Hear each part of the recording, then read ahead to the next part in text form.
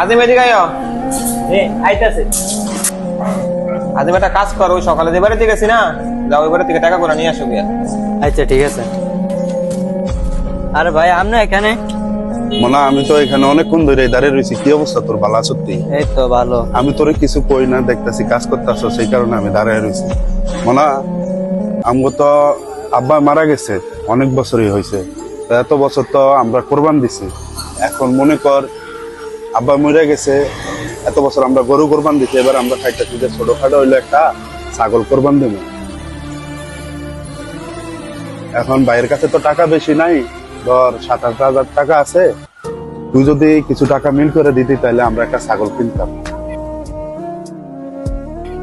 ভাই কাজ তো করি, এবং টাকা তো মহাজনে দিতে পারে না, এই জন্য একটু সমস্যায় পড়ে গেছি।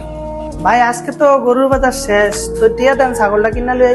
মনে আমরা তো গরু কিনছি, আমার তো ছাগল কেনার দরকার নাই। আমার দোকানে যে পুরোটা কাজ করে, ওরা অনেকে কিছু কিনে না, আমি টাকাটা ওরা দিয়ে দেই, ও একটা কিছু করো আর কি। এরা ছাগল কিনুক আর গরু কিনুক, দিলে কিনুক, গরু কিনবো। আচ্ছা ঠিক আছে, দেখেন আপনি যেটা ভালো মনে করেন। আচ্ছা ঠিক আছে।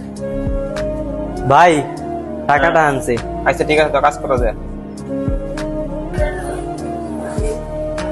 আজিম এদিকে আসো, ধরো তোমার বোনাসের টাকা। ভাই এত টাকা?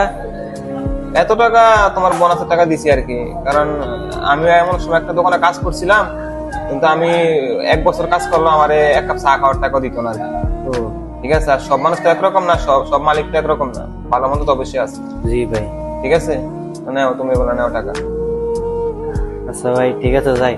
যাক, মহাজনে টাকাটা দিয়েছে, এখন তাড়াতাড়ি ভাইয়ের কাছে যাই, টাকাটা দিয়ে 2 ভাইয়ে মিললে একটা ছাগল কিনবো। সব মালিক যদি কর্মচারীর দিকে এভাবে একটু তাকাইতো, প্রত্যেকটা মানুষের ঈদ সুন্দর কাটতো।